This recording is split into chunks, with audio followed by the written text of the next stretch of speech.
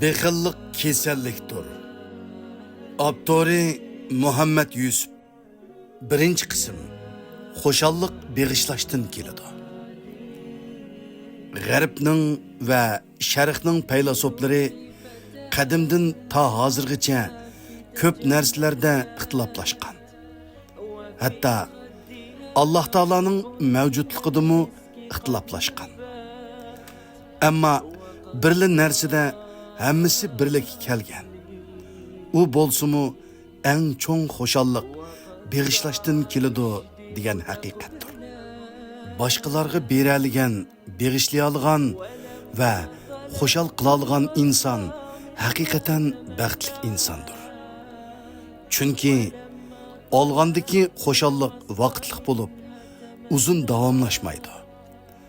Ammo bergandagi xo'shallik davomlashadi va berguchidimu, olg'uchidimu unuta olmaydigan izlarni qoldirdi. Koreyada ma'lum bir gul setish do'konining xo'jayini xaridorlar buyurtgan gullarni o'zi yetkazib berishni odat qilib olgan bo'lib, har kuni o'zi gul to'shiydi ekan.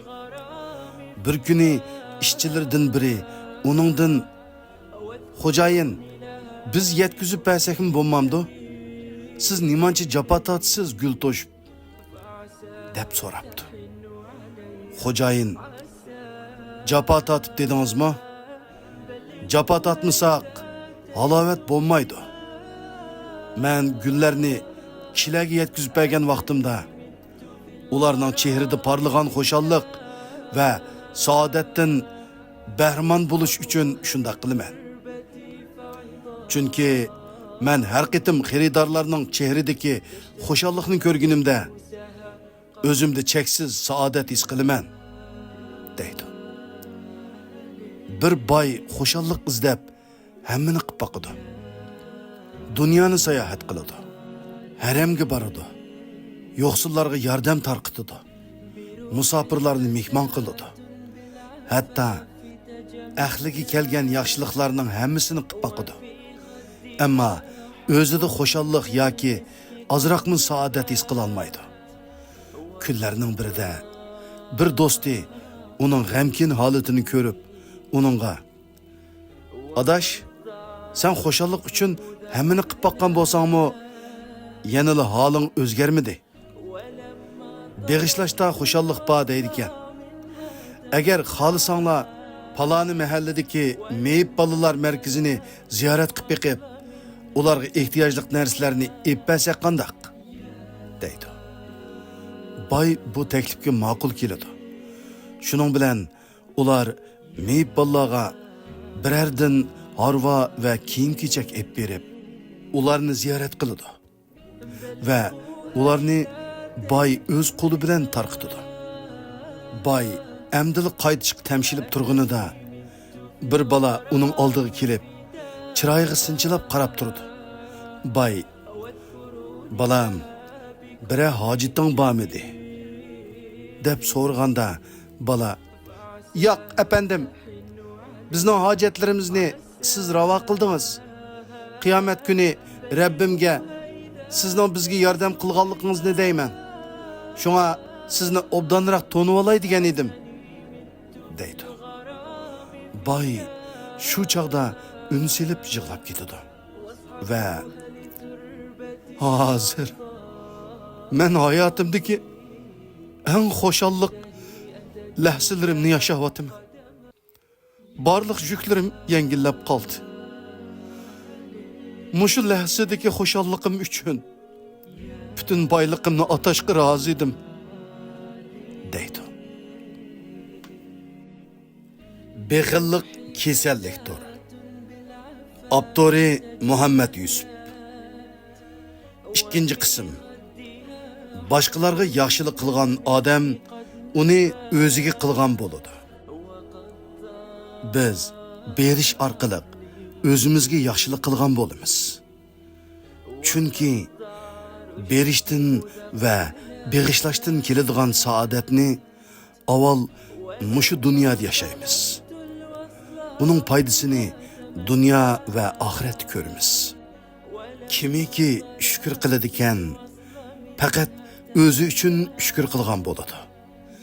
Kimiki kufrlik qiladi ekan, shaksizki Allah hammadan behojatdir, madihaga loyiqdir.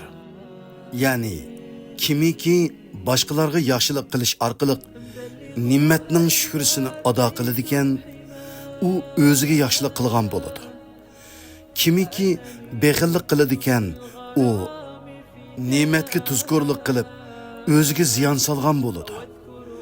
İnsanның o'ziga yaxshilik qilganligining bir ifodasi shuki, bergan va beg'ishlagan inson bu orqali oldi bilan o'zini xush qiladi.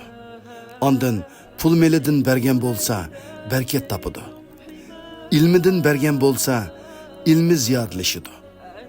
Vaqtidan bergan bo'lsa, g'animatlik vaqtlar ko'p bo'ladi. Agar inson pul meliga bexillik qilsa, uning barkatini ko'rolmaydi. Ilmiga bexillik qilsa, ilmidan ma'rifat buloqlarini ocholmaydi. Vaqtiga va umriga bexillik qilsa, vaqtidan va umridan ko'zlagan natijalarni qozona olmaydi. Chunki Alloh taologa berishga bexillik qilgan har qanday narsa barakatsizdir. Masalan, vaqtingizdan din va vatan uchun yaxshi ishlarga azroq bo'lsa-mu chiqim qilmasangiz, Alloh taolo sizning vaqtingizni shundoq barakatsiz qilib yetadiki, doktorda saqlash, hal bo'lmagan ishingizning orqasidan menish, oddiy bir ishlarga ko'p vaqtingizni sarf qilish degandek natijasiz ishlar bilan vaqtingiz suvdek eqib ketadi. Navoda Alloh taolo sizning vaqtingizga barakat ato qilsa, oz vaqt ichida ko'p natijalarni va unutilmas utuqlarni qo'lga keltira olasiz.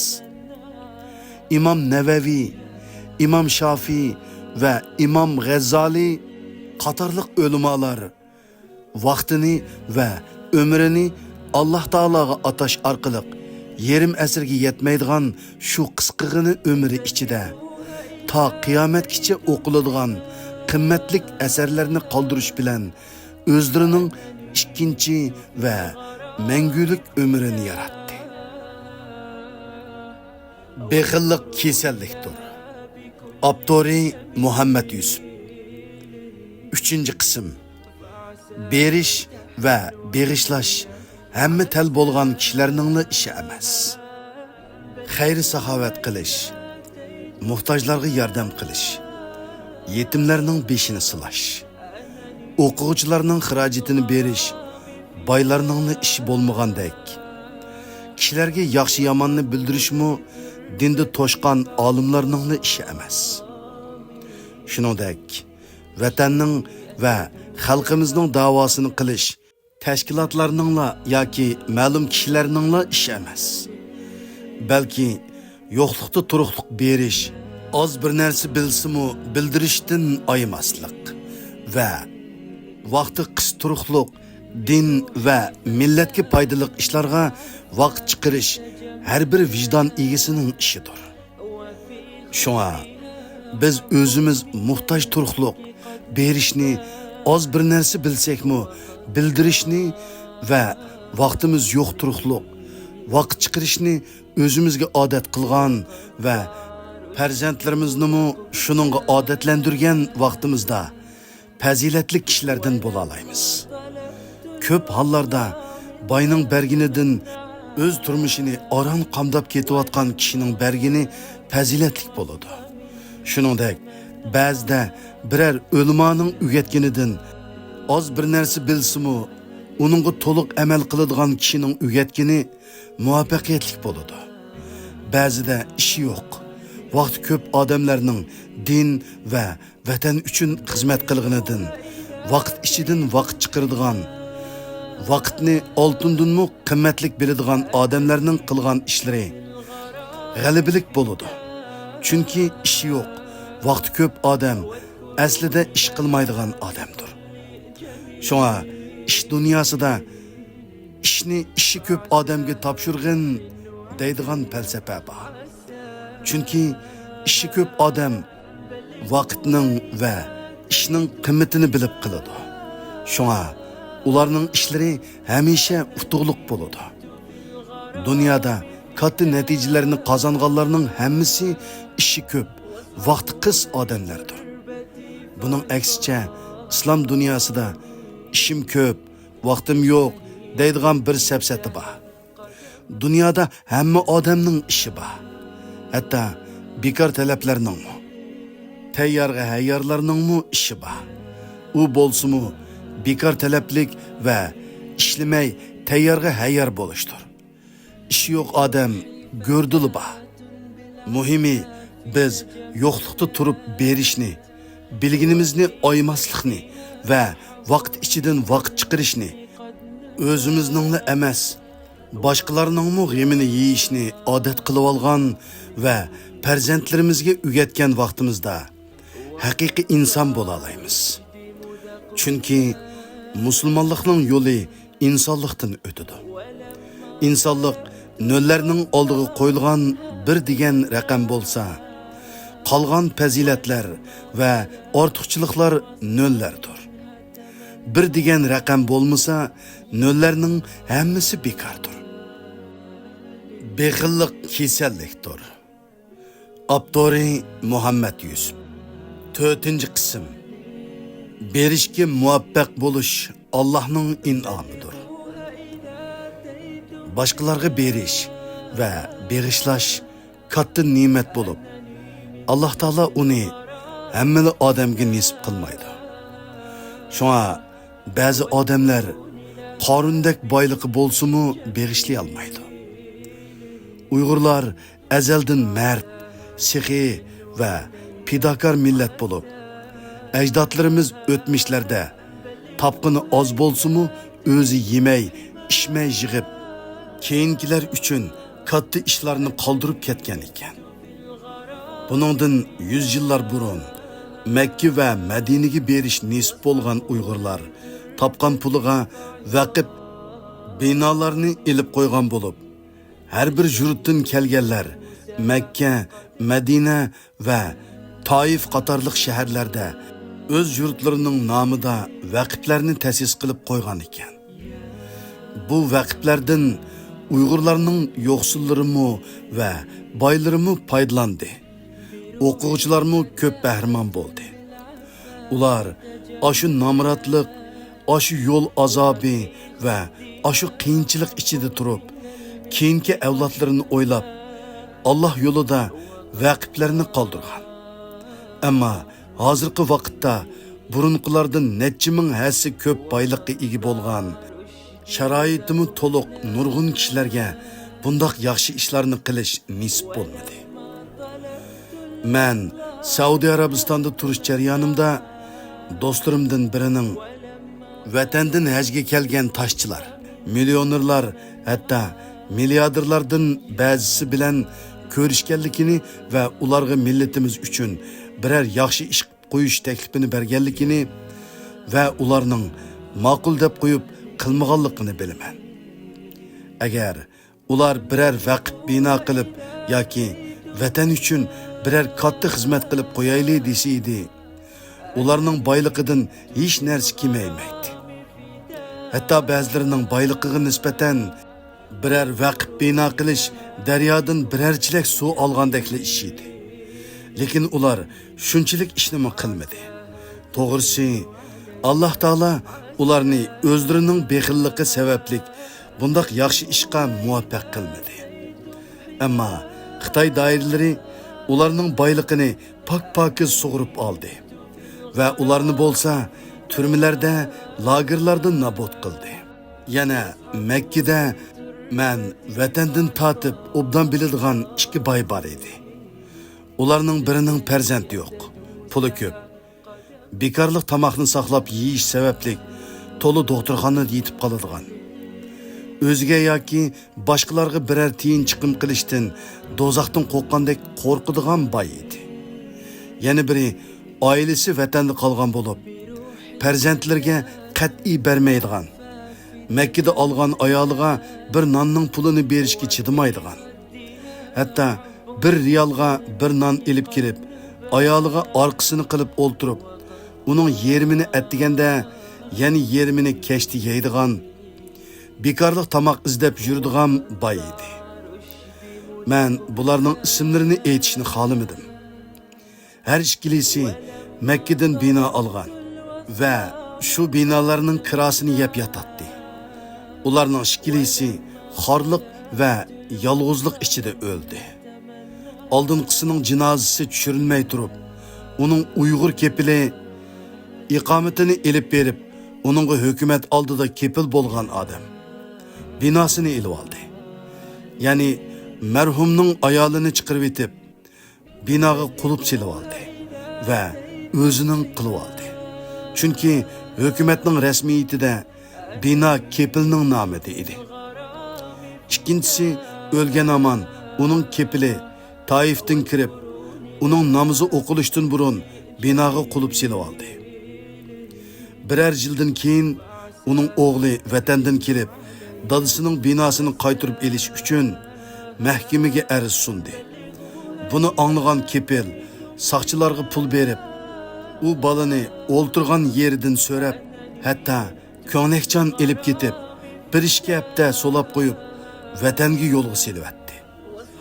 Bu ishki bayga Mekke'deki dostlarımdan biri pul melidan vaqf qilib qo'yishini yoki vatanga foydali ishga atab qo'yishini aytganda, ular unamagan edi. Bular men shahid bo'lgan tragediyalarning bir qismidir xolos. Alloh taolaning ular to'g'riliq, kimiki bexillik qiladi ekan, bexillikning ziyni uning o'ziga bo'ladi degan. Oyatdagi bexillik pul mol sarf qilishga bexillik qilganlarni o'z ichiga olgandek, o'zining ilmiga va vaqtiga, hatto tabassumiga bexillik qilguvchilarningmi hammasini o'z ichiga oladi. Bexillik kasallikdir. Abdori Muhammad Yusuf. 5-qism. Bexillar eng ahmaq kishilardir. Chunki bexillar özünün bolmaganını cenini tikip qoğdaydigan, uningdan taqdir qilingandan boshqasini yeyolmaydigan va topqanlarining hammasidan hisob berdiganligini bilib turib, halol harom demay pul to'playdigan va uning haqqini ado qilmaydigan ahmoqlardir. Chunki rizq bizning topqanlarimiz emas, balki bizning foydalanganlarimizdir. Allah rizqni bandalaridan o'zi xohlagan kishiga keng qilib berdi. Xohlagan kishiga tor qilib berdi. Allah haqiqatan har narsani bilib turg'uchidir. degan so'zi buningga ishorat qiladi. Ulamolar deydiki, Alloh taolaning biror bandasining rizqini keng qilganligi uni topqanlaridan keng foydalanishga nisb qilganligi. Uning rizqini tor qilganligi topqanlaridan o'z ehtiyojiga tushliq foydalanishga nisb qilganligidir. Oyatning Allah haqiqatan har narsani bilib turg'uchidir degan qismi Alloh taolaning bandalarining barliq ehtiyojini va ularga nimaning foydali ekanligini to'liq biladiganligini ifodalaydi. Demak, banda qanchalik ko'p ishlasin va qanchalik ko'p pul topsin, u baribir Alloh taolaning taqdir qilganidan boshqasini yeyolmaydi, ishlatalmaydi. Rivoyat qilinishicha, nihoyatda bexil bir odam bo'lib, u topqanlardan boshqalarni bahramon qilish u yoqda tursin, hatto o'zi ishlatishga bexillik qiladi ekan va topqanlarini saqlaydi ekan. Hech chiqim qilmaydi ekan. Bir kunlarda u sening boyligingni Iskandariyadagi Ahmad yeydi deb tush ko'rdi ekan. Dastlabda u tushga ancha ko'ngli bo'lib ketmaydi ekan. Ammo bu tushni orqa-orqadan 3 kun ko'rgandan keyin boyligidan ansirashga boshlaydi ekan. Shuning bilan u cho'ng bir toshning ichini o'yib, yiqqan oltin kumishlarini uning ichiga soladi ekan. Ondan taşning atrofini rangli toshlarni chaplash bilan zinnatlab dengizga tashlaydi ekan. Shuningdan keyin boyliqimni hech kim yeyolmaydi degan ishonch bilan xotirjamlik ichida o'tdi ekan. Chunki u boyliqidan yo o'zi yo boshqalar foydalanmaganligi uchun to'liq xotirjam ekan. Bir qancha yildan keyin u bexil odamning safari Iskandariyaga tushib qoldi ekan va shahar aylanib yurib, o'zi dengizga tashlayotgan heliq toshni bir do'konning ustida ko'rib hayron qoldi ekan.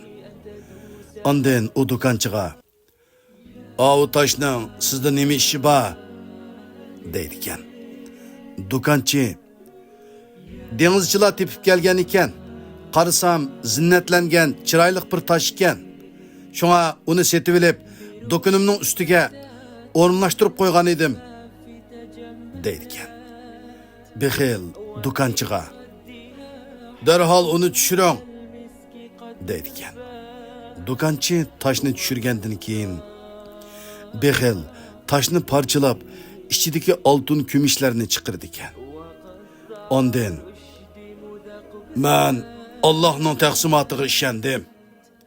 Bu boylik menga nisb bo'lmadi. Aslida bu mol dunyo sizning rizqingiz ekan", deb uningga berib ekan. Bexillik kasallikdir. Abdori Muhammad Yusuf. 6. qism. Bexilning gelidan o'zininkisi o'tmaydi.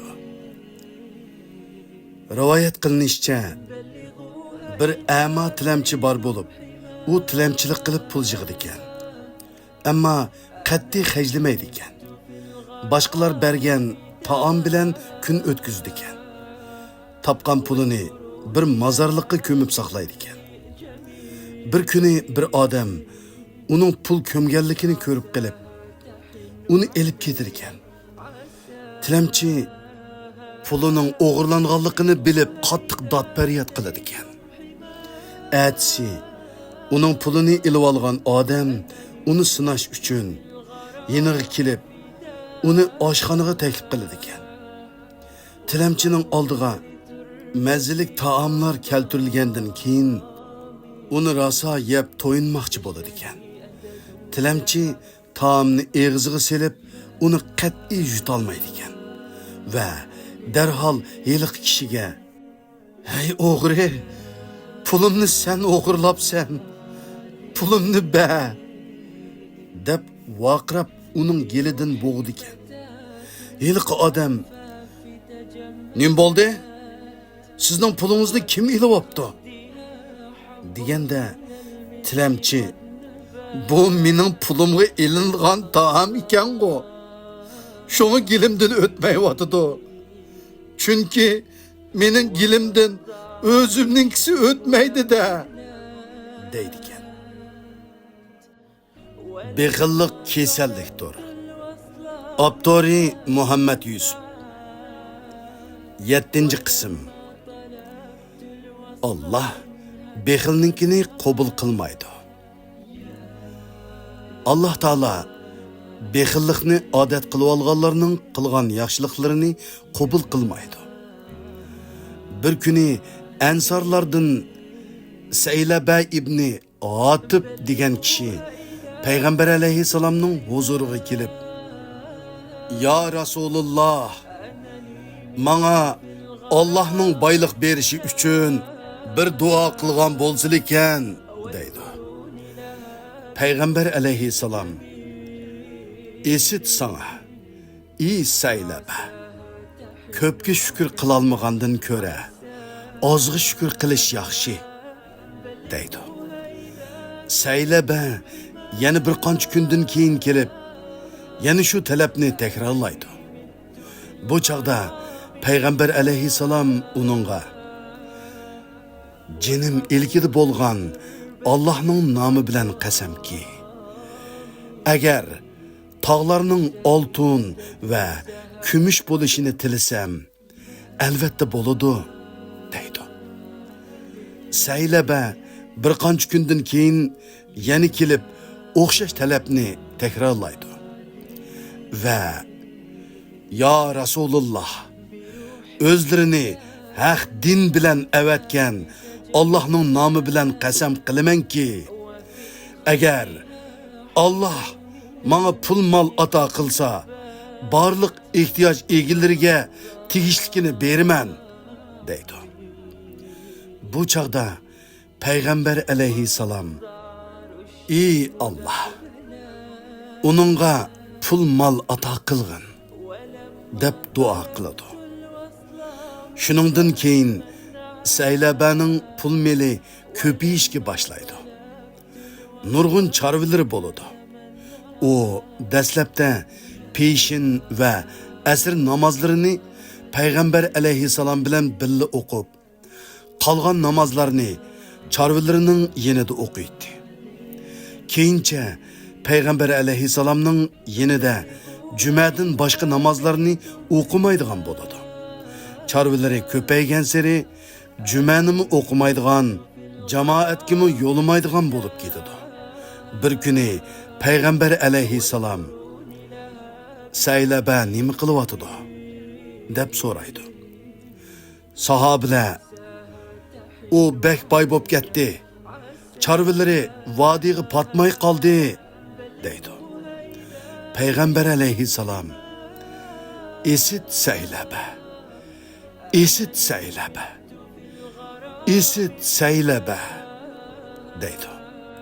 Keyincha zakat farz bo'lib, ey Payg'ambar, sen ularning pul mollarining bir qismini sadiqa hisobida olgin ki, uning bilan ularni gunohlaridan poklag'aysan va yaxshiliklarini ko'paytgaysan degan oyat nozil bo'ldi. Payg'ambar alayhissalom zakat to'plashga ikki odamni avatidi va Saylabaning va Bani Sulaym qabilasidagi paloni odamning yeniga beringlar, deydi.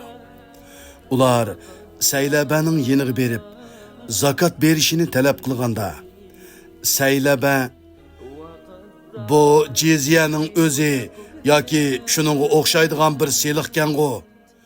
Bo'ldi, men pul melimni yig'ib bo'lganda kelinglar, deydi va zakatni bermaydi.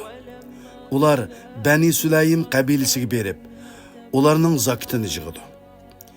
Ondan ular Saylabaning yeniga yana bordi. Bu qitim Saylaba, bu bir jizya yoki jizyaga o'xshaydigan bir seliqkan. Sizlar qaytinglar, men o'yinib ko'ray, deb zakatni yana bermaydi.